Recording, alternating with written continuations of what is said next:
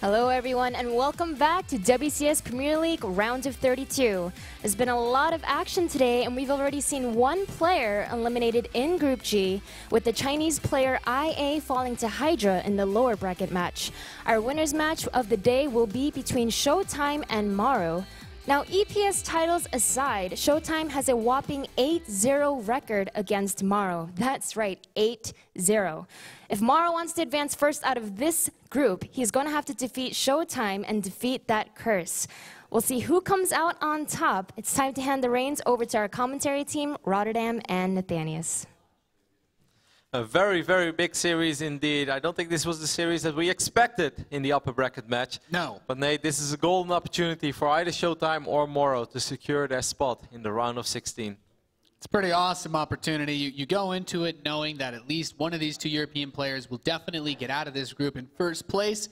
Not what anybody was expecting. I don't think, no prediction site, nobody was like, yeah, these two are probably going to be the winner's match. After Hydra won 60 series in a row against non-foreigners, I think today is going to drop the first series. Like, you don't look like a wise man if you predict that.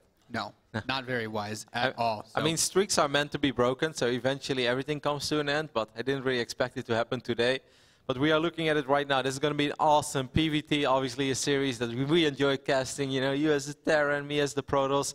I think it's going to be great. I can't wait to figure out the map vetoes. I'll be surprised if we end up playing on Catalina. I don't think that's going to be the case. So I think that map will definitely get vetoed. If I have to make a prediction, Nate, I mean, MorroW did veto Overgrowth earlier today. So I definitely think we're going to see Bonni Research Station. I feel that both races are okay with it. You know, Terran will be like, yeah, you know, I can drop the natural later on. It's hard to defend the third base and a natural at the same time. It's kind of like a Nimbus natural. I would say a little easier than Nimbus, but still. There's definitely some space to drop. Yeah, I'd have to agree with you there. You have Bonni Research Station pretty solid. I like to veto Overgrowth just to make people uncomfortable. It's not a map where PvT I have too many issues with, but you know, MorroW, as a guy who thinks about the game, he definitely thought about his choice to veto it against Hydra. And the vetoes are about to start, so I'll keep you guys posted on which maps get moved out as we get into things. Now, Nate, we have it on the player card. MorroW is a real pro gamer. Just for the people who don't follow the scene as closely as we do, why is MorroW a real pro gamer? What makes him so different than all the other pro gamers?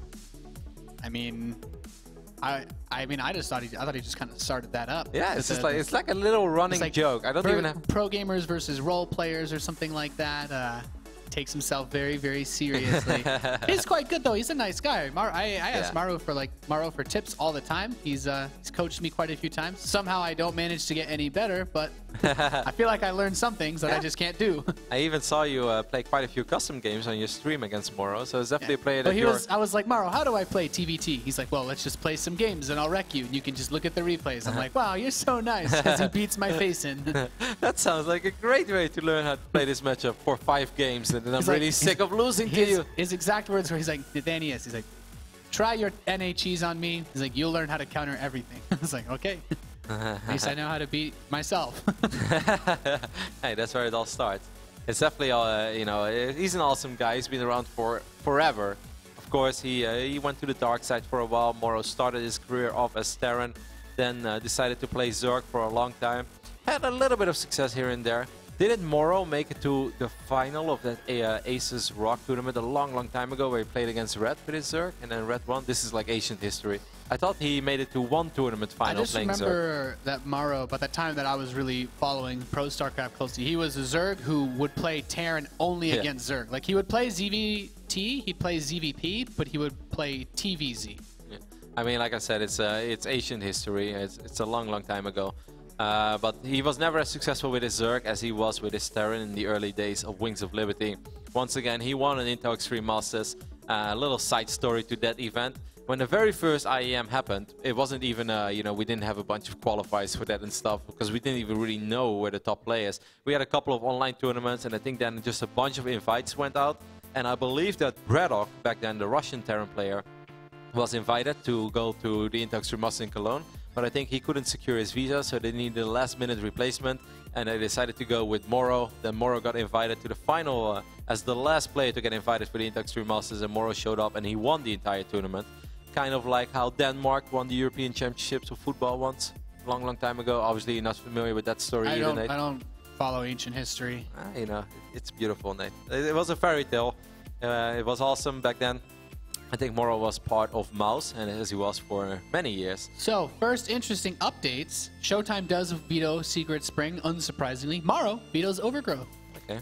So we're gonna play some map that Showtime probably really won't want to play on. I feel, as a lot of these weirder maps, you can do more tricky stuff with Terran on them. Yep. The second veto for MorroW seems to be Deathwing, as we're using the ABBA veto system over here, which I actually thought we were using ABAB, which means one player vetoes, the other player vetoes, then player A vetoes again, and then player B vetoes. But MorroW just threw out both vetoes at the same time. So now Showtime says he vetoes Inferno pools. So that means Catalina will get played.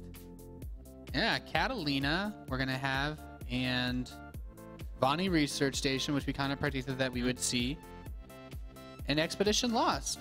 Expedition Lost for TVP gets pretty weird. That third base, very exposed, but early game pressure from Protoss can be pretty tricky to deal with those rocks. Yep. We saw Showtime being very aggro in his first series of the day against IA, which surprised me a little bit. I didn't expect him to be that aggressive. Game number 3 was a lot more solid, was a lot more passive play. Wasn't a flawless game by Showtime, as he definitely slacked in his macro department for a little bit. And I actually think, you know, if we think back about that game, imagine if there would have been an Overseer with all these Hydras. Do you think that would have been a different game? Because then I think it's a lot harder to clean up all these Hydras on the other side of the map. And instead of just like surviving that fight with 3,500 minerals a minute and all his infrastructure, or not per minute, but in the bank, and all his infrastructure in place, he might have actually lost a bunch of pylons to those Hydras and whatnot. I think part of it was he actually did have an Overseer with his Hydras on the left side. So the Hydras that were in the main were the ones that he killed. Yeah, like he just spread himself out really thin and only had one Overseer. Those Hydras were going through a meat grinder. I can guarantee you guys there's nothing more satisfying as wiping in 6 Dark Templars as a Protoss. Just killing 20 Hydralisks. Yeah, against an army that does not have detection. It doesn't even matter what kind of army it is, even if it's a Protoss army. It's the reckoning. Yes, it's beautiful. All you hear is slice. So we're going to start this show off on Catalina. Then we will move to Expedition Lost and finish things up, if necessary, on Bonni Research Station. So 2 maps that are, for this matchup, on the less popular side. I don't know that we've seen anything really crazy on Expedition Lost, but players just generally don't seem to want to play it too much. Showtime definitely in deep concentration right now, knows that this is a huge series. Because if you lose this, you have to play Hydra. Yeah. Neither of these guys want that. No, I mean, we've seen it before. It would not be impossible because, you know, Hydra already dropped 1 series early today, so nothing is ever impossible. But this is the opportunity. This is an opportunity you don't get very often. You can secure yourself an immense paycheck and, of course, you know, that very prestigious ticket to an event like the WCS Premier League Round of 16 offline, which is going to be played all in one weekend. It's not like in the old days where we have 4 groups again. That will be split out over like 2 weeks or something. Like, no, this time it's going to happen all together, all in the same weekend. So you will be part of 16 of the absolute elite players when it comes to non-Korean StarCraft. And that is something that both these two would love to be part of. MorroW needed about 0.1 second to announce that the first map that he chose will be Catalina, which, you know, of course doesn't really surprise me. As a Terran player, that is the map you want to play. If you could play versus Protoss all day on that map, Kev, I would. It would be a great day. So we still did not see any Secret Spring. I kind of feel that somebody has to, you know, make a prediction or make a poll. I liked your prediction that we wouldn't see it until we got to the finals. Yeah. when there's a best of 7 and you have to play every map, then we'll see the craziest build ever saved for Secret Springs. Yeah, you know, Pick Baby against Bomber. You thought that was crazy? He breaks the rocks and he rushes the Tempest again. Oh my god. Hey, you're actually getting me really excited to see Secret Spring right now, Nate. As you guys can see, we are loaded into our upper bracket match of Group G. Over here on the right bottom side of the map, we have our Swedish pro gamer. It is MorroW.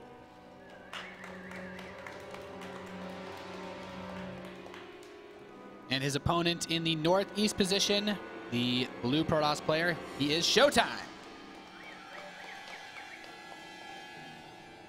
Alternate attacks. He even has a little bit of the same posture and concentration phase as Hazelwops has. I really think he's channeling. You know, it's he's channeling his inner It's a legacy handed down amongst all EPS champions to slowly adopt that posture and that demeanor. Some Germans pointed this out as well in the Team Liquid thread, and I've been aware of it too. That, do you know that they have changed the name of EPS? From this point on, it's going to be Deutschland's bester Gamer, which basically means Germany's best gamer. Well, so we will never have another EPS champion, Nate. Whoa! Yeah, that's deep. That's These guys are much bigger legends than we think they are. it's almost a little upsetting. MorroW has placed his barracks in an interesting position. Maybe one day, you know, when Legacy Devoid comes out, there will be just like riots in the streets of Germany. You know what this We want means. the new EPS champion. No, no, no. This means we have to make it. Someone else has to make a different EPS, the Extreme Pro Gamer Series. Boom. No, I would be. I I'm would chip already in. filing for the trademark now. I would chip in for that one day. Yeah. That way we can at least increase the legacy of the EPS. MorroW opening up with what seems to be a Reaper. Pretty standard. This map, Reapers can get around pretty easily. I've watched your shimmy a few times. I know they can be pretty effective on this map, Kev. Shut up, Nate. You don't like the Reaper? Just doing a little dance on your mineral line. I'm expecting MorroW to go for Reaper, Fast Expand, and then follow it up with a Quick Factory. I think that is the most effective TVP style out there right now. I think it's much better than opening up with a one-base factory and then rely on Widow Mines and stuff to do damage, because Protoss players became very good over time in dealing with these 6-minute and 30-second drops. Like, of course, they can still be devastating and you can still do game-ending damage, but I think it's so much better to You just can go... definitely still do game-ending damage with those, Kevin. Yeah. I keep checking every day.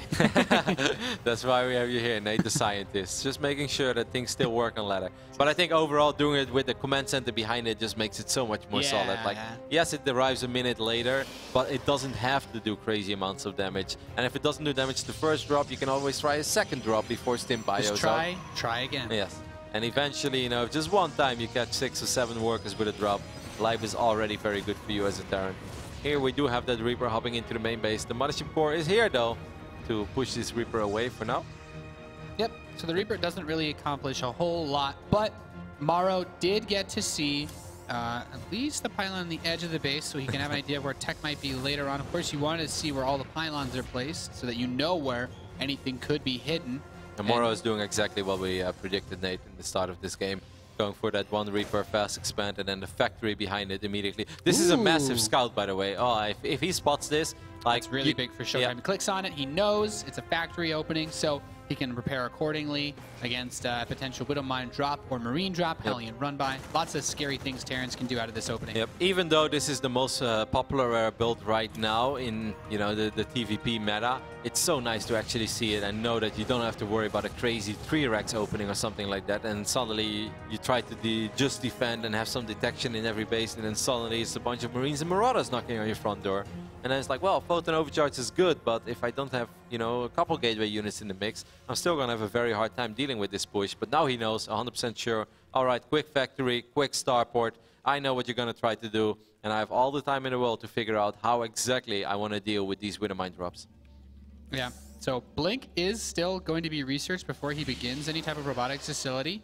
It seems that he's more on the prevention sort of defense than he is concerned about having a counter to it. So he wants to catch the medevacs maybe out, don't let them actually plant the mine, which could work if he's very attentive to where the medevac comes in from, but that's still risky. That's a little risky. No, I'm definitely agreeing with you. We see 2 gateways going down, and then the robotics facility will be wiped in. So you're 100% right. This is all about preventing mines from being dropped in a good location.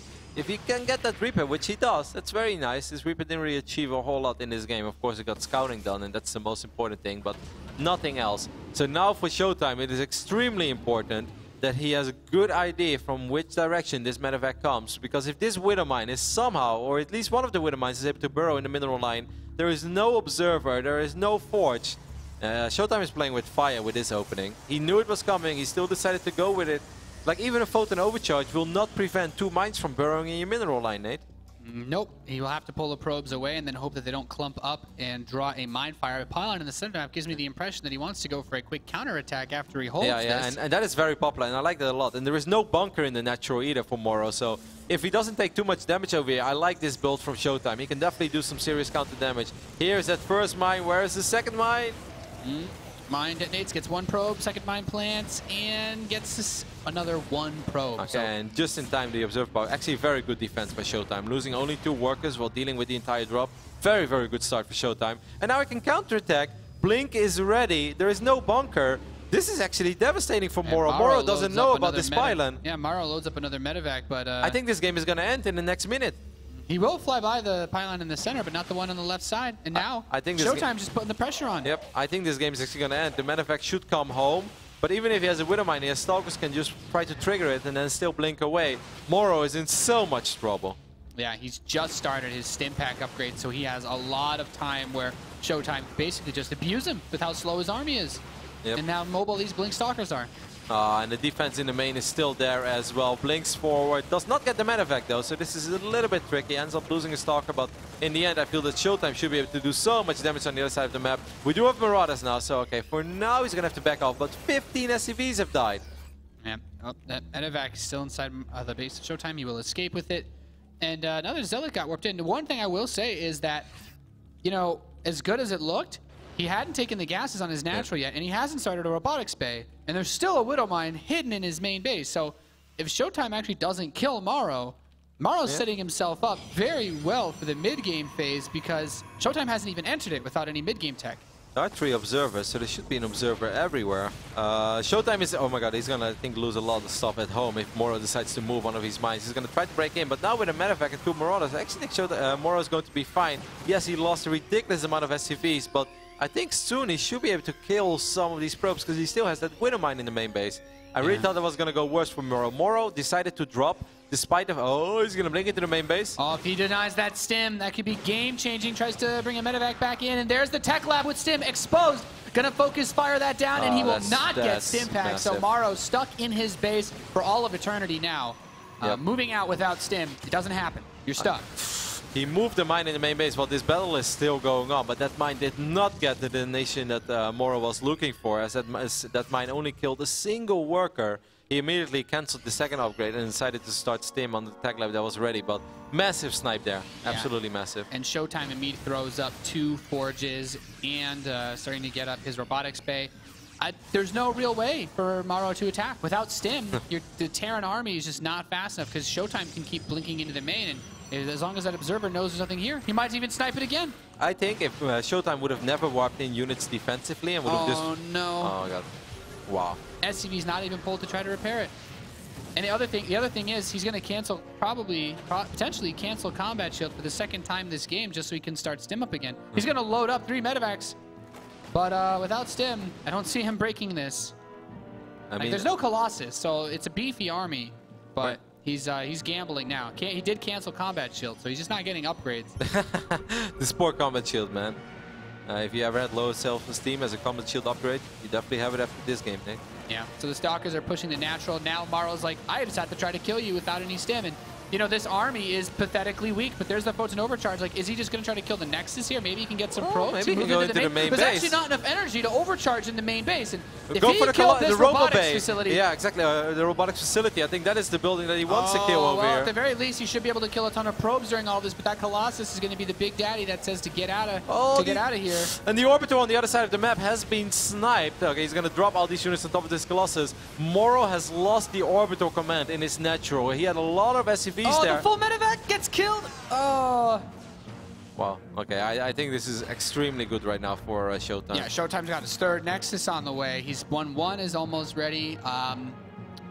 Yeah, and he killed that natural expansion. Yes, like it was burning and there were like 15 SCVs just looking at it. It's like, hey, the big building is burning. We could repair it, but I believe you're microing on the other side of the map, so we're not. Haha. And this is really bad. Like, as a Terran player, you never want to be on one base at the 14-minute mark against the Protoss. This has been a very hectic game, a very action-packed game, with a couple of good decisions on either side, but I think now Showtime has taken a commanding lead in this game. Yeah, I'm not... having your stim snipe twice like that, like, his stim is going to finish at 15 minutes. That doesn't hold very well against a 3-base Protoss who's got double forge, Colossi. That is not a stim timing, Nick. No. No 15-minute stim timing. Not that I'm aware of. And if there was one, it's not very good. No, she's going to try to send out a mine with a single... maybe just use these to try to catch any units that would come out towards his base. But, you know, for a moment, it seemed like MorroW had a big opportunity. Like, if he stops that Colossus from finishing and then he can just fight with his units... Yeah, there's no DPS in that army. Yeah, there would have been no DPS in those defensive units from Showtime, but one Colossus once again changes everything, especially against a non-stimped army. Yeah. Trying to drop on top of it too really caused so many losses to this unit, so I don't feel like what? there's... He's flying over his main already? Yeah, it's just like there's not enough minerals left there, I guess. He's just saying screw it. This is not something I see very often. I mean, it's. No, I'm not saying it's a bad. I don't see this terribly off himself, but I guess he just wants to.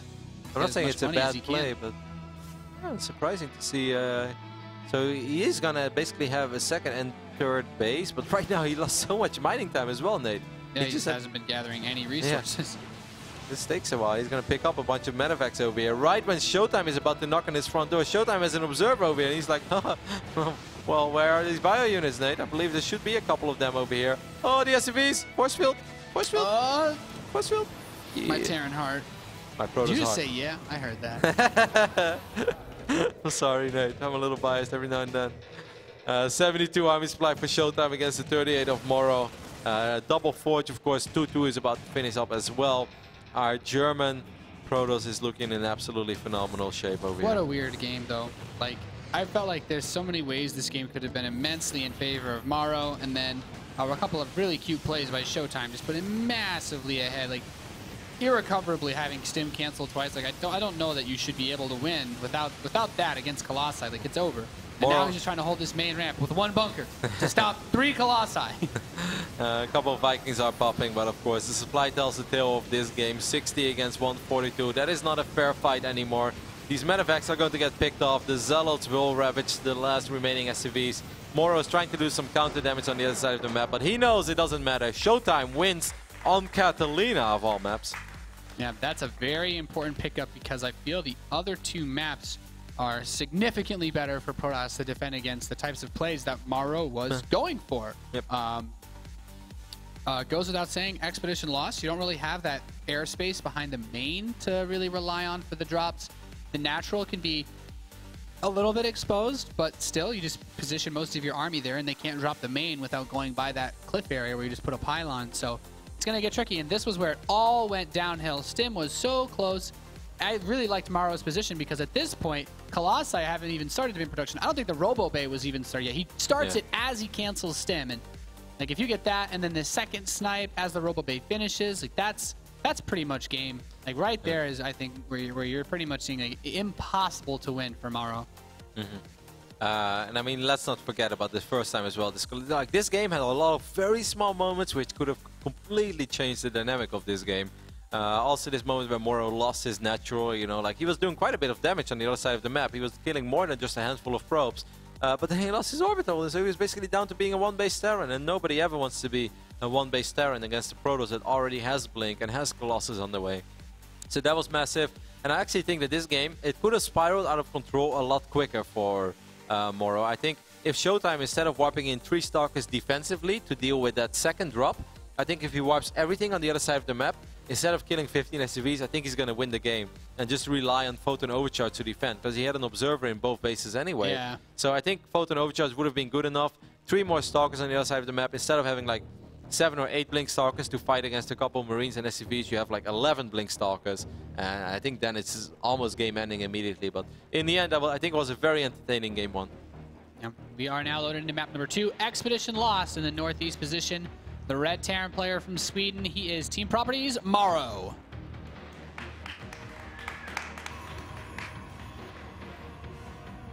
He's going up against our German Protoss, spawning as the blue Protoss in the left bottom side of the map, representing Team Alternate. It is Showtime. Yeah, nice start for Showtime, picking up the map that I believe most Protoss players fear most when they queue up on ladder and they see a Terran on the other side. It's a good position to be in because I feel like, you know, it's supposed to be that part where it's like, okay, maybe I'll lose map 1, then I pick up the next 2.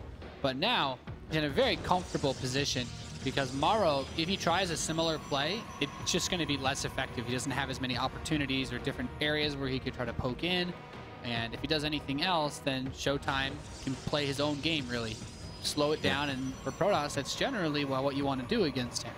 If MorroW would have gone for a different build, and I'm not faulting him to go for that build at all, because I think it's a very strong build. There's a reason why that build is so popular right now. But I think if he would have just relied on more Marine and Marauder production, and then Stim would have just finished up at a normal timing, and then instead of just like relying on a Widowmine drop to deal damage, he can start flying around with 2 to 4 medavacs of Stim Bio, and then you can truly utilize the fact why Catalina is such a good map for Terran. Yeah. Because as a Protoss, you need like 4 observers scattered around your bases to actually see these drops incoming. But MorroW going for a build which, you know, once again, I definitely don't fault him for. It's a very strong one. And Showtime's early defense against that very first drop, just borderline perfect. You know, the observer popped maybe 5 seconds after the Midowines landed, but he pulled the observers, pulled the probes in time, lost 2 probes, and he killed 4 or 5 Marines and a Widowmine. Like, that's his dream scenario. That's awesome. He killed 4 Marines and 2 mines. Like, really, really big pickup at the start of the game. And I don't disagree with you there. It also hurt a lot that Showtime was able to scout the factory in MorroW's base. So he knew 100% what he was up against from the very, very start of the game. Now, MorroW has opened up with 2 Marines into a quick reactor. So the 15 gas build, that's actually the same way that he opened, funnily enough, against Hydra on this map. Just getting those very, very fast 2 Marines out. In this instance, though, this is going to be, of course, denied probe scout, but just for it's the not anything too tricky. Just for the people who don't play or watch a whole lot of PvP, Nate, why do you think that MorroW did not decide to go for a Reaper on this map? One thing, especially about Expedition Lost, is that there's really nowhere a Reaper can jump up a cliff. You cannot jump up anywhere in the back of the main base. There's, you know, all of that is blocked off. There's a very small area just right around where Flo's mouse is, a little bit higher than that, is like the only spot. Like, even those rocks block off you from jumping there. You can drop right next to the mineral line, and that's it. So denying a Reaper scout is very easy on this map. Like, you should never be able to get one in the base once there's a stalker or 2 out. Cool. So we don't really fault MorroW for not opening up with the Reaper. Other than that, it's pretty much the same. You could say that the first drop is even going to arrive a little bit quicker because he didn't spend the gas on the Reaper. But this time, Showtime has a very different approach to how he wants to deal with this. As he's going to go 1 gate Robo, which is very different than 1 gate Twilight, 2 more gates and then a Robo. The defense in the last game, definitely risky, but it worked out as he just did pretty much everything right. That SCV coming back, almost got a chance to try to pick him off. But, you know, the nice things about this is that it's much more difficult to get that scout off for Showtime because those 2 Marines are out so early, those 2 bullies. So at this point, Showtime can't be 100% certain what he's up against just yet. These Marines moving out, I think his SCV, he probably took note of the patrolling probe, so if he can kill this or push it away, then it's very nice for him. Yeah, so he doesn't want him to obviously know what he's doing. And he's actually starting up a very quick Immortal. He's chrono boosting it out. I think he's maybe a tiny bit worried about the Turex opening, you know, like an early poke with a couple of Marauders, maybe with Concussive Shell and a bunch of Marines. I think that is what he thinks is going on, but that's actually not what's going on. No, things can get tricky really quickly here because he sets up a very strong forward defense, and then, you know, the drop comes in with the Widow Mines from behind, and you know, your whole life. But there should be an observer on the way right after this Immortal. Maybe also use... No, it's the second Immortal. Wow. I mean, I guess he's just worried and he feels like he needs units that can fight. And he's currently only working off 1 gateway. So he's like, well, you know, I mean, maybe... this will deal with any, like, light barracks pressure pretty well. So he's actually starting up 4 more gateways, too, now. What? He's gonna break down the rocks and try to kill him. Well, last time I saw a build like this, wasn't it Puck on King Sejong Station in like season 3 or 2? Like, he did it against the Terran and didn't go so well. We've seen it a couple of times. I mean, even Mana against Bonni relied on Immortals and Stalkers, but those were Blink Stalkers, so that's still a little different. And Mana actually had a chance in that game until he took the worst engagement ever. So no, he won that game. Was it? Against... oh, right. No, that was when we got funneled in. Anyway, he tries to push up this ramp with the Marines. They get wrecked. Yeah, now I remember what you're talking about, yeah. His whole army got funneled into 1 tight choke with the force field. That doesn't change the fact that there is no observer on the map. Now there's a Widowmine in both mineral lines. Or a Widowmine, yeah. Oh, yeah, he gets a shot off. Oh my god, 3 that's 3. It's not all that bad. Anyway, a lot of lost mining time now. Of course, that Widowmine can only shoot once, so he will be able to mine a little bit from the main, but he's not able to mine off the natural. The counter-attack is going to be scary, though. And those Immortals, man, they do not fear rocks. There's no stones that make Immortals scared, that's for sure. Showtime should know that, yeah. He clicks the observer right on top of the Widowmine. So Showtime knows that there is... he's transferring the workers already, Nate. Okay, he's waiting. Good job. He knows a Mothership Core can take a hit for the team. Okay, there's no observer with this hit squad, so that first Widowmine gets... I mean, if he targets the sentries, yeah, he kills all of them. That splash damage, very strong, so no more force fields. It's actually quite a big deal because the SCVs with this low of a Zealot count can push the Immortals away. And keep in mind, he doesn't have an Observer here either to clean up the Widow Mines. So he immediately moves another dropout too. I love how you put that. That's actually quite a big deal. Yes, Nate. Losing 4 sentries full of energy is a really big deal. But the thing is that Widow Mine would have detonated on a Zealot. Yeah, if he I know. didn't focus fire. No, So that was really, awesome. really good. Well played by MorroW. Yep. First bunker does fall though. Bunkers fall very quickly against Immortals. Second bunker falls too. This is of course the annoying thing about Expedition Lost. Good force was there as well. MorroW tries to pick up a couple of these SCVs and will succeed in doing so. Will be forced to abandon his natural for now. The Mothership Core is on the way over too, by the way. So, or no, it's a Warp Prism. Yep. So does he have it at home? Okay, he does have enough energy for 1 Photon Overcharge. He has to decide though. Okay, he decides to drop it in the natural. If I was MorroW right now, I'd pick up all these Marines and go to the main. Straight to the main. Photon Overcharge doesn't kill your... Oh my god! Gets out. That is so unfortunate. Well, this Warp Prism is a little bit unfortunate as well. I guess he's trying to use this to break the ramp with, but Zealots are just going to walk in. The Widow Mines actually hurt MorroW's own army, and Man, MorroW's been a little bit unfortunate so far in this last 30 seconds, to say the least. Now, force was going down. This Warp Prism will allow Showtime. MorroW never even started stim too, so there's no waiting for something to come save you. I think Showtime might just hammer it in here. Like, he still did a little bit of damage. His Widow Mine actually got a decent shot off inside the mineral line, and it's still there. Yeah, I mean, this game is definitely not over yet. It's still scary, but SCVs can be pretty good. It all depends on how the Widow Mines will shoot. They were going to reposition at first, get a massive hit. A few more sentries. The Immortals are going to take a lot of damage. I think actually MorroW is going to be able to defend over here, Nate. And that is a miraculous default. This is ridiculous. Wow. The Warp Prism is helping him to try to recover. He's going to continue to drop these and not having an Observer. Oh my god, and there's just a Widow Mine in the main base of Showtime that just killed like 8 probes. Yeah, he's actually clearing out the middle, and there are no probes in the natural of Showtime. Oh my goodness. Yeah, Showtime pretty much needs to win the game here. And I don't think he's going to do it anymore, Nate. Man, what a crazy good hold by MorroW. I can't believe he held this. The mines. I don't believe it, Roddy. These Widow Mines came straight out of heaven, Nate. Terran heaven. My dreams, man. Where you are surrounded by orbital commands all day, every day. whenever you need something, a mule just flies down out of the sky with it in its hand. Exactly. Man, what a hectic series this has been so far. I can't believe MorroW's winning this game right now. 22 SCV or 22 probes against 20 SCVs, but of course 2 orbitals. Widow Mine. He's trying to like play Minesweeper with this with this Warp Prism. Man, this has been a game of Widow Mines, that's for sure. Wow, what an interesting game. I'll tell you what, Kev. These are the things you fear on these maps, but I don't see these situations too often. Widow Mine was dropped in the natural mineral line. This is one that has 6 kills on it, so it's been doing some work. Yeah, he only got 2 probe kills this time. Flo showed it to us, but he got a couple of kills before. But overall, I do like MorroW's position just because as a Protoss, if you're this low in economy, it's really hard to transition into something that's very strong, Nate. There's no Robo Bay, there's no Twilight Council, there's no Forge. Like, if you lose 9 sentries and 2 Immortals, you're gonna have a pretty damn hard time and like especially getting a very scary army getting out. Close to finishing. He's gonna drop another mine and probes will move around. Now there's an Observer here this time, so it sentries though. Ooh, for a second I thought the sentries were in range. That would have been the saddest story ever told. I don't know. Then I would not blame Showtime for leaving without GG. I do the same, Showtime, don't worry. Well, MorroW has certainly found a way to make these Widow Mines very, very useful in throughout all the stages of this game, which have been pretty hectic to say the least. The Widow Mine actually clears up the boom. Yep. Denied. Those, I actually think in a weird way that may have been good for Showtime because those 2 Zealots. Would have lost all those Zealots. Yeah. The army was ready. But of course, losing your Prism is never nice. Well, Stim is done. And I don't think there's a whole lot Showtime has to stop him from unloading in either the natural or the main. Like, he's going to get in somewhere. This is a nightmare scenario of your Protoss because your army is so slow. Like, Sentry Immortals, a very slow army. It's so immobile. It's so tricky to defend multiple locations at once against speed medevacs that will have Stim Bio in them.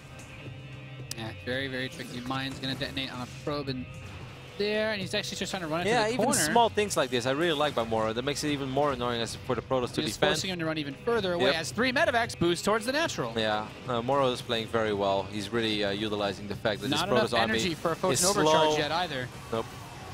And so he just comes in, the Zealots Widow run up. Mine. Widow Mine. Oh, he tried to do some unburrow micro. He does focus it down. Oh, shoots in the assimilator, rip. Into the abyss. So there's the Photon Overcharge. Now he has enough energy. But MorroW still, like, this is not the kind of army he's building something up against that he can actually kill it with, because he's going to start up a Forge, a Twilight, and a Robo Bay. Like, this is just happy drop time right now as a Terran player. You should be able to do this for the next 2-3 minutes. There's still no Colossus, there's no sight of Blink Stalkers. He starts up another Immortal, too. Right as the Robo Bay is about to finish. Yeah, so. you kind of have to do something. Well, yeah. He can get an Immortal, like, almost out by the time the Robo Bay is finished, but it's just a sucky position for Showtime to be in. I know this position very well. Like, you go for an aggressive build, and you do a lot of damage, but you're not able to kill your opponent. Well, from this point on, you're going to have a really hard time defending against Robs. Like, he gets one medevac here, but now he's going to have to run away because his army of MorroW is a lot stronger than the army of Showtime over there. Yep, just picks off the Stalkers, and that allows him to just get up, and this is when you run into the natural. Oh, but Showtime is aware of that. That's good play. Force field, so he's aware that he's in a bad spot. Yeah. He's like, well, I guess this is probably the smartest thing for him to do right here. And He's going to do it. He's handling this with class so far. I know he's losing a bunch of probes here and there, but I can guarantee you guys as a Protoss, it's very difficult to defend against Stim Bio like this when you have such a slow army, like slow gateway units and Immortals, and you don't have Photon Overcharge ready. Like, this is not going great by Showtime by any means, but he's not 100% out yet. Showtime has made it to his Colossus. He did it. He's going to have at least a Colossus, so defending and directing engagement it's something. It's something. And this map doesn't have too many drop avenues that are open, kind of like how we discussed about Catalina. The biggest issue is that MorroW does have that third base, and because of the way this game played out, this isn't like, oh, he's taking a third, I just turtle up for a little bit. No, you've spent most of the money in your main base, buddy. You're about to be broke. I really love the games that we have seen so far today in this WCS group, Nate. Like, often we see very high-level play in these days that we cast, but we also see games that we kind of have seen before, you know, and then it also comes down to just execution. But these games have been hectic, and I highly doubt that both players have been in this position very often. So you just kind of like, you're just trying to make the best of what it is, and you know that it's awkward. And often I think it's even hard for these players to figure out how good of a position they are truly in. Like, we have access to all the numbers, but they don't have. I love this. He just runs the Widowmine by as he fights the army. He's like, you're distracted. Oh, it almost fires. No, not quite there. At the same time, there's another big army that's about to head into the natural, but there is a good observer there in position. Showtime truly hanging in there as a champ. That doesn't mean that he's, you know, winning this game, because MorroW is still one base ahead. I love how there's an SCV in the mix there. The SCV is like, my drilling claw is ready. I'm gonna disassemble this Colossus. Force fields have been on point, to say the least. He starts his +2 attack, but, you know, eventually, like, Showtime is just going to need to continue to slow this game down, which I will say he's done a pretty solid job, because I feel like majority of Protoss players out there would be dead by now. Yes, he's actually done a phenomenal job over the last 2-3 minutes in this game, defending with the slowest army possible against speed medevacs and Stim Bio. That is a very impressive feat on its own. It doesn't change the fact that MorroW has better upgrades, better economy, and in my opinion still a better army as well, especially because he's already starting to reduce Vikings. He's starting to build Vikings now, so the saving grace of his army isn't there. +2, it's like, yeah, I'm going to maybe eventually move towards Charge Zealots, but it's like, no, I'm already going to have my +2. These force fields have been good, but MorroW, he's paying attention to his army. He's going to pick it up and move it over. Gonna have a small drop in the natural now as Showtime, his army is a little bit out of position, so again, MorroW will get a couple probes here and there before Photon Overcharge goes down, and he has to head out. Showtime is going up to 3 bases, which of course is very, very ambitious, but he probably looks at this game, he's like, well, I have to do something. Like, I know I've done pretty well. MorroW gets a Stalker over there, loses a few bio units over there. He traded like 7 Marauders in a medevac for a Stalker, so. I don't think it was 7, but it was quite a few. Yeah, he lost quite a bit there. The Vikings are moving up now, though, and there's still quite a few more Marauders ready to come to the assistance. If Showtime wins this game, I actually think that's a disgusting victory, and with disgusting, I mean awesome, because that was really, really difficult. He dig himself out of the trenches. I mean, 3 Colossi against 4 Vikings. You could say that the dream is alive. MorroW's macro has slipped a little bit. He's throwing down a 2nd starport. He's getting his 4th command center as well. But, you know, he's bleeding units here and there. Yeah, I think that 2nd starport, if it was a little bit earlier, definitely would have helped. But the main bases have mined out for both players. MorroW has shown us in the previous game that he's no stranger of flying his main to a different place. Yeah, that's true. He's not scared of relocating. No. Very important for a lot of job applications. He's moving in now towards the main base, though, since those rocks were busted so long ago. And there's actually nothing here really in position to defend against this. A Colossus will pop. He's going to try to focus it. I don't think he's going to get it. Oh! Photon Overcharge. Okay. How's Man, I almost forgot about this early stage where MorroW got so unfortunate in like in the time span of 30 seconds when, you know, this one medevac got picked off by the final shot of Photon Overcharge. And then something else bizarre happened on the other side of the map. I was just ready to forget about that moment. MorroW is knocking on the front door of Showtime. This is going to be a difficult hold. He needs to snipe all the Vikings with these stalkers. There's just no Zealots in the mix. Look at these Marauders. Forward too. Yeah, the Zealots are not there to block for them, so he's able to pick off most of these. The Vikings are still shooting. There's not a lot of stalkers left, so he's got that going for him, which is nice. And now with the Immortals being dead, the Marauders are once again going to start shrekking. And all the Colossi have been toppled, so it's both players trade away most of their army. However, the army that MorroW needs rebuilds much faster than than 4 Colossi. Yeah, he's trying to get Storm out now as well. A couple of Marauders are going to stim forward. They're going to work on this robotics facility. That would, of course, be a great snipe in any circumstance. Do we have charge? We do have charge, and that's something as well. MorroW is going to try to get a Stalker there. Doesn't get it. No! Not this time. Okay, but still, MorroW's still up 40 supply. He's still up 50 army supply. MorroW is probably just thinking, he's like, why don't you just die, Protoss? This is like, you know, Vegeta against the Android 17. Just getting wrecked endlessly. Give up. He's like, never give up. And then he still beats him, you know. That's kind of how MorroW feels right now. He's turning into a Super Saiyan, eh? Yeah, he hasn't reached his final form in this matchup just yet. But he's close. He knows that he's capable of reaching it. He's powering up, just needs a few more episodes to scream. I'm very... Hey, it's already been a long day, Nate. Go easy on those jokes. You know, I love how Showtime immediately rebuilds that robotics facility. I'm kind of surprised by it, and I'm even more surprised that MorroW is still producing Vikings. Oh, okay, I think he canceled them. Because it's obvious after you snipe the robot that there shouldn't really be any more Colossus on the way, and that all he needs right now is not Love, but Ghost. Yeah. So here he comes now once again towards the main base, and this is where I think MorroW is going to try to end it. Haven't we heard that one before? Well, he'll try. Yeah, but with a couple ghosts in the mix, like Storm is always scary. Good scan there, sends out a couple of Marauders to pick off that first High Templar. He's going to land the Vikings. Yeah, I mean, baiting out the Storms, all he really needs is the bio to win the game at this point. Mothership Core is going to come over and overcharge this Nexus, though, as this lands. And there's the last Storm that I could see with this army, so... I mean, there's still 5 High Templar on the map, but a lot of them are at the third base, so they won't participate in this battle. And I think that MorroW's army is just a little too strong over here. He has a lot of potential DPS. He's going to shoot down that Nexus. No more Photon Overcharge for you. And now Showtime is going to lose a lot of infrastructure, and he knows that it's finally over. What a wild game number 2, Roddy. This winners match, man, this has been tense. No, I think like the entire day has been pretty tense. We've seen a lot of very cool stuff, a lot of scenarios that we don't see every single day when we watch competitive StarCraft 2.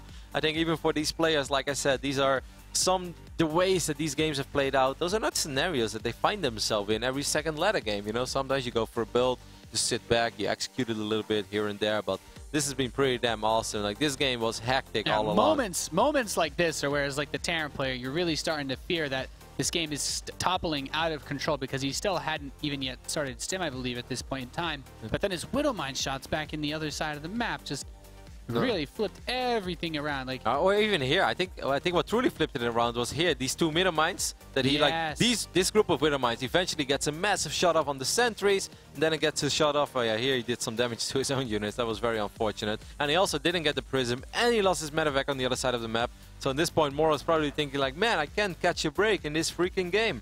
But in the end, you know, no Observer being over here, and I thought he had an Observer. Maybe it died or something. What happened to the Observer? Because he had an Observer when he started this push. I mean, there were... I checked the units lost, and there were Observers that died. They might have just been in the splash of the Widowmines. Yep. And like these 2 mines soon at these sentries, and then like MorroW even repositions them. Bomb. And then like this one that shoots at the Immortals does a lot of damage as well. Yeah. Helping to clear out those shields really allows the Marauders to get some work done too. Yep, that's exactly how he kills them. A miraculous hold indeed by MorroW, but an awesome game of StarCraft 2 between 2 excellent European players. Definitely the creme de la creme that Europe has to offer right now when it comes to Terran and Protoss, and they're putting up a very good show. Yeah, really sick game. This mine did bring the That mine put in a lot of work on those probes, so really great play by both guys, really, because game number 1 got really crazy, game number 2 got even crazier. I want to know how crazy game number 3 could get. Yeah, Bonni Research Station, how crazy can it get though on this map? Something we haven't seen all day by Showtime, and this is game number 6, is a Stargate. He does not seem to be the biggest fan of a Stargate, Nate. No, the only time he built a Stargate was when he was so far ahead, there was really no way he could lose. He built Stargates, but okay, let me rephrase that. He never built a unit out of the Stargates. Okay, all right, I'll take he had 2 Stargates and a fleet beacon, but he never even built a unit. Does a hallucinated Phoenix count? No, it's just for scouting. Doesn't come out with a Stargate. Okay, fair enough. Fair enough. Just looks like it does. Yeah, it does look like it does. So we'll see. That would definitely be a surprise, you know, if you suddenly bust out a crazy Maximus Black Triple Oracle Void Ray Contain. Why would you talk about things like that? I feel like on this map that just wouldn't work though, because you can just defend your main ramp. No, maybe. And I guess the oracles would be everywhere. I would not test that fate, man. Nah. I've seen those oracles. I played this guy, the Oracle King. He just opens up with like 6 or 7 oracles. It's pretty sick, man. His account is Oracle King. Oracle King. You get cocky. I think he's the guy from Dust, the guy that just builds lots of oracles.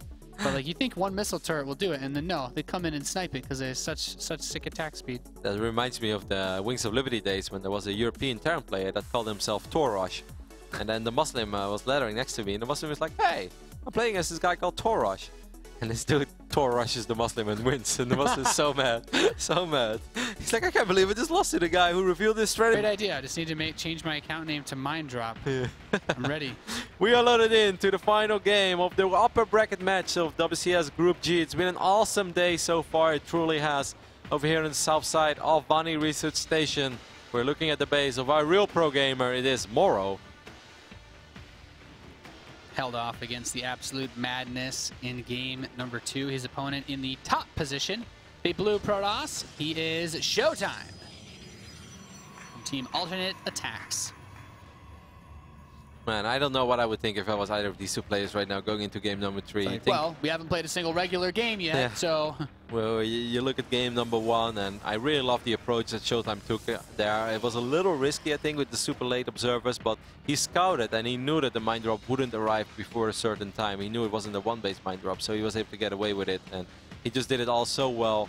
Then the game still got very crazy, but in the end, you know, at a certain point, he really took control of it. And, you know, the coolest thing about that game was that there were often 2 fights happening at the same time. You know, there was often a big fight in the main. It wasn't just a drop where you fought an overcharge and look away. It was like, no, he was actually fighting with units, and he was fighting with Blink Stalkers on the other side of the map. And as a Protoss, it can get very tricky to micro at that point. And of course, for a Terran, it goes the same. You know, do you look at your drop or do you look at your main? Well, you probably look a little bit at both. So obviously, you're going to make mistakes here and there because, you know, unless you're Flash, you can't look at both sides at the same time. Yeah, no, it's not really possible to do.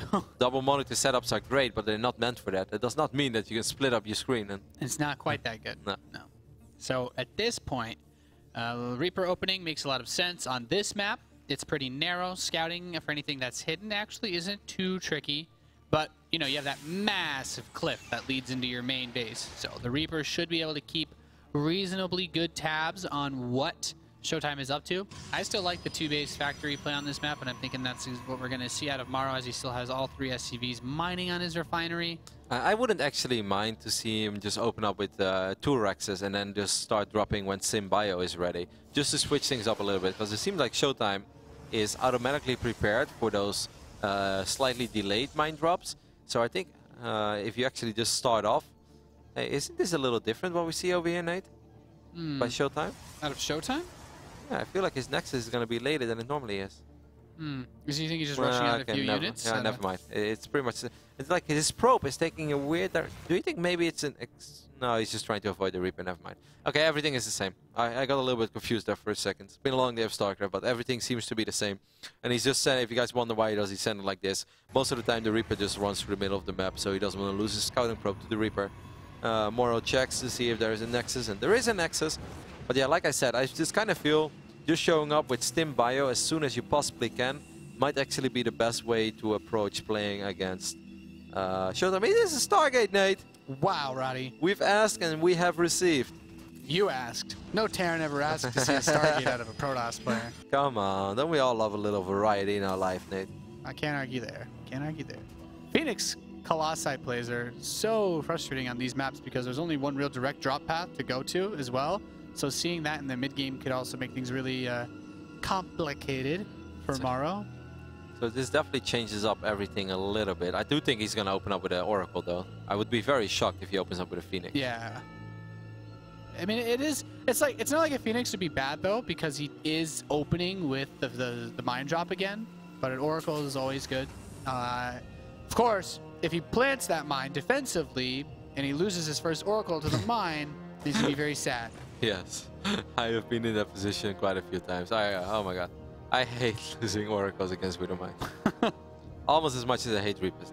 Because you have the immovable burrowed mine against the close to unstoppable oracle. I know, like it's like one of these things. Like I know I'm not supposed to mess up over here, but of course, you know, StarCraft is this beautiful, difficult game that even when you know you're not supposed to make this one mistake, you have one job and you're always failing it. Unless you're very good. It's tough. It's tough. He's starting his barracks before he starts his medevac. Huh. I'm a little surprised by this, in all honesty. Like now he starts it up, so he really wanted to get those extra MorroW two is definitely going. not expecting oracles out of Showtime now. This natural, okay, we have Marines running into the main base. Totally exposed. Drops a fresh meal, immediately gets wrecked. And that's juicy. That's a very good start over here for Showtime. yeah, and he just fucking overcharges his base. The Reaper's still getting some kills in the natural, though, so he gets something. Gets the Stalker, okay. I think for 5 or 6 Marines, it's not terrible.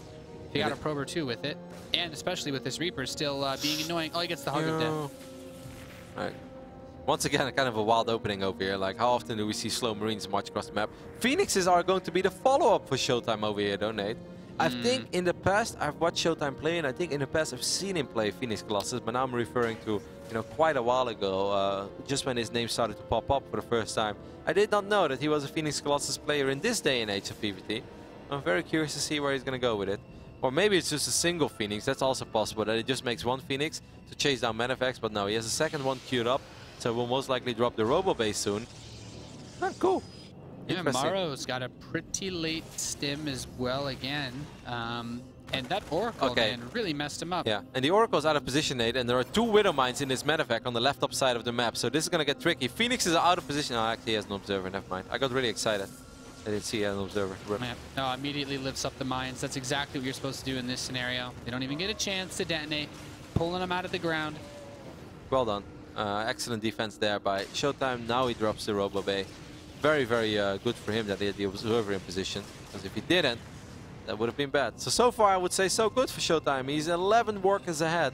9 minutes into the game. Drops the Forge, drops the Twilight Console. He's going to force out a couple of missile turrets as well. Because MorroW is sick and tired of Oracles chipping away at his SCV line. And of course, Phoenixes eventually as well. Man, a 13 worker advantage. 14 workers now. That's massive. Yeah, just cornered out a ridiculous amount of probes. And he's got the Twilight moving in. So he doesn't even have to stay committed to the Phoenix if he wants to go back to just Blink Stalker Colossus army at some point. And his stalled Phoenix production is giving me that impression that that's where he wants to go with this game. Yep. He would love to drop a Revelation, but he doesn't have energy for that. But of course, he's like... Gonna drop it below the you can't fight this. Killing the Oracle is really nice. That's actually a really good pickup. It's so frustrating, man, when you play against people that are really good with the Revelations. Especially when the guy has 6 Oracles and tags you every 30 seconds. This is sort of an unnecessary mistake, I think, by Showtime, because the Oracle took way more damage of the missile turret than it ever had to. It never had to even be in range. He used Envision, and I think what happened is that he right-clicked the Oracle on the Phoenixes, so the Oracle was on follow, and then if the Phoenixes start chipping away at a couple of SCVs that are lifted up, then the Oracle just like somehow gets ahead of the party. He's like, wee, I'm here to provide detection, but it's like, no, just you want him to stay behind the Phoenixes, but if you put it on follow, he often will get ahead of it. And he gets a Phoenix kill there, that's nice. So small mistake there by Showtime that didn't have to put that Oracle in that position, and it took way more damage, and then eventually end up losing it against these Marines. Yeah, bit unfortunate, but still able to delay that 3rd base. Very, very important, as generally speaking, Protoss player is supposed to take their 3rd when the Terrans is finishing up, Kev. But he's actually ahead on it, and as far as the production ever, at least even, which in most cases puts the Protoss ahead. Definitely. What also could have been the case is that he had the Oracle in the same group as the Phoenixes. I'm trying to analyze the micro mistake over here, Nate. I'm sorry, I'm obsessed with this. But I think that he had maybe in the same group, and also... He delays it again. Yeah, Oracles are kind of derpy units if you put them in the same group as other he just units. tries to focus fire down this 3rd base, but the force fields so far from Showtime are going to pull him away, and he basically just throws away a lot of units for not a lot. Didn't lose too many units though. He was able to save the majority of them. Lost a couple by units here and there, but indeed too many Marines to actually truly cancel the Nexus. If you had like maybe 3 or 4 more Marauders, then you can try to do something crazy, but 3rd base now just again getting worked on, and Showtime finishes his 3rd faster than MorroW's. The Phoenixes, the Phoenix can have died out, you know. Once upon a time there was 3 Phoenix and an Oracle. Now we're looking at a single Phoenix, but I would definitely say mission accomplished for those bad boys. They sniped a couple of medevacs, they delayed the dropping phase, and they picked off the SCV that was built in the command center like 4 times, which is just infuriating if you're a Terran player. And I love the quick Templar archives, Nate. Showtime has some extra gas. He knows that this game is going great. The only thing that he could perhaps temporarily potentially lose to would be a big SCV pool with a ridiculous amount of Vikings. Well, nobody wants to SCV pool into Storm. No. I mean, SCV pulling on this map in general is pretty terrible because you can always just forfeit that third and you're still on 2 bases, whereas most other maps, the ramp into the natural becomes a problem too, like merry-go-round. But now, it's pretty ballsy thing to do. I don't think it would work too well for him. MorroW just has to find a way to grind this out and just take phenomenal engagements. Like, yep. I feel like Showtime he's in 100% control of this game. And look at the observer spread as well, as Flo is showing us. Like, I think it's awesome. He just has vision over that entire area. It's like, you know, you're gonna try to drop me. Like, yeah, the natural is quite exposed over here, but this time Showtime is always going to see it coming in time.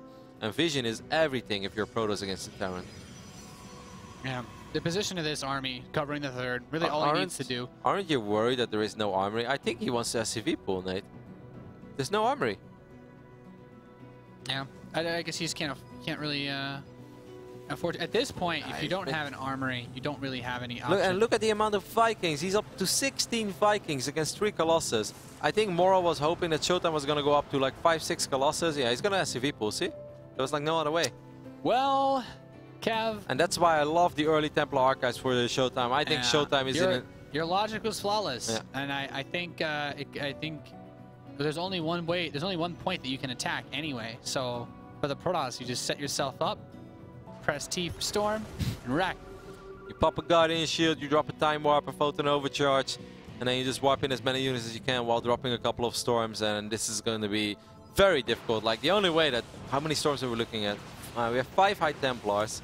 Does any of them have 2 Storms? I never like to call anything easy, Kev, but this is definitely the easiest map to hold this type of push on. There's only one place the Terran can actually push, and they can't go any. There's nowhere else for him to go. He has to pull into here. There's the Storms on top of the whole army.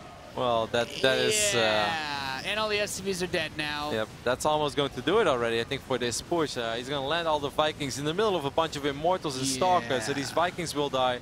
Do have an additional Storm. Well, that's not the greatest Storm, but Showtime's army is just so much stronger than the army of MorroW right now. You can't stim anymore. The Immortal's going to one-shot every single Marauder. It's all Ogre, Kev. Yep, he's trying to micro a little bit, but every stim hurts his army so badly. Lost all the medevacs, lost all of the SCVs. He's going to try to rebuild SCVs on the other side of the map, but he scans all 3 bases. He knows what's up. GG is called, and Showtime will advance first place out of WCS Premier League Group G.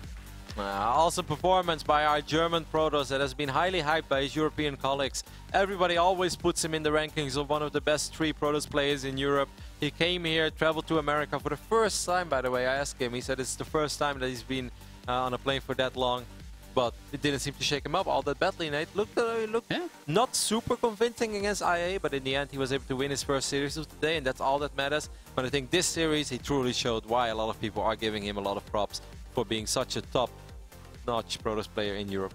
Yeah, really well played by Showtime, handling himself in a variety of kooky situations, to say the least. Very aggressive openings out of both himself and MorroW in those 3 games, and really showed, I think, a little bit more of like a, funny, kind of fun PvT game. Whereas, when you watch a lot of the Koreans, it's all about those, you build up for that big SCV pull, or they, if you go for those aggressive plays, they just kind of end the game or doesn't do a whole lot. But this was really back and forth, all 3 maps. Yep, and what I love is a lot of the variety as showed as well in his openings. First game on Catalina goes 1 gate Twilight, 2 more gates and a Robo. Second game, he goes 1 gate Robo. Third game, he goes 1 gate fast spent Stargate. It's just like very different. Makes it tricky as well for the Terran player to truly figure out, what is the best way to, when do I start dropping this guy?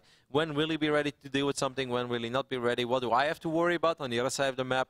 As a Protoss is not often a race that gives you a whole lot of ways to mix it up. But Showtime definitely showed us, like, no, you can actually switch up your builds quite a bit. And of course, in the end, it comes down to the same thing. You want to get Colossus, you want to get Storm. But there are so many different roads to get there. and that can also throw off your Terran opponent, and I definitely think that he utilized that very well in his builds. Yeah, very well done by Showtime as he advances out. He'll be playing in the round of 16 early in April. It's going to be a lot of fun. And MorroW will go up against Hydra in a rematch for the final series of the day. That's going to be awesome, but I can't wait to see what the man himself has to say about that series. And of course, his first series of the day as well, as he's on the couch with Sue. Thank you very much, Rotterdam. Congratulations, Showtime, on advancing in first place out of Group G on toward the round of 16. When I looked over at you when you won that series, I saw more of an expression of relief. I know many players hold different expressions, but you just seemed extremely relieved. Can you walk us through what you were feeling? Yeah, I'm just feeling really tired today. So I was just worrying I won't play very good. So I'm very glad I'm through now. Yeah, you were worried about not playing well, but I'm sure you're ecstatic at advancing in first place despite that worry. I want to, rewind back towards this match before MorroW. I know that you had an 8-0 win record against him, but despite that, in the past few months, your PvT has been your weakest matchup at a 55% win rate. I'm curious to know if you were aware of this, and if you were, did this affect your confidence going into this match? Yeah, I think PvT is quite hard at the moment. Because of Widow Mines, they're just you don't pay attention for a second and your whole probe line is gone. So it's you need to pay a lot of attention to that. Other than that, I think my PvT is quite okay actually, but yeah, it's just the Widow Mines. Well, in Game 2, obviously that was a very close game. And I looked at your face and you seemed incredibly stressed out. I know that it didn't go in your favor, but how were you able to come back from that loss and take Game 3?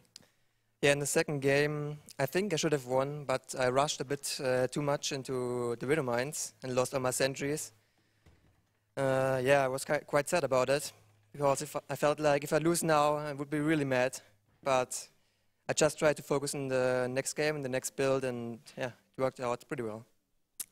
Well, last but not least, in this group, many people thought Hydra was the clear favorite to come out in first place, but it was actually you.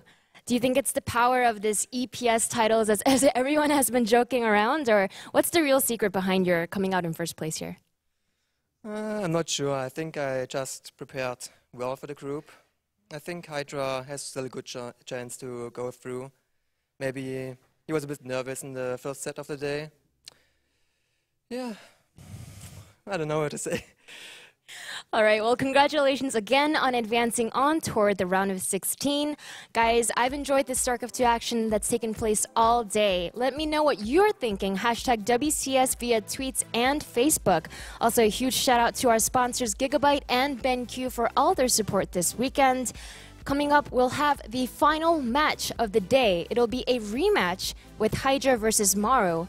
Will MorroW be able to show us some of that real pro gamer magic that he showed us earlier today? Or will Hydra crush his hopes and dreams in Premier League? Stay tuned after this.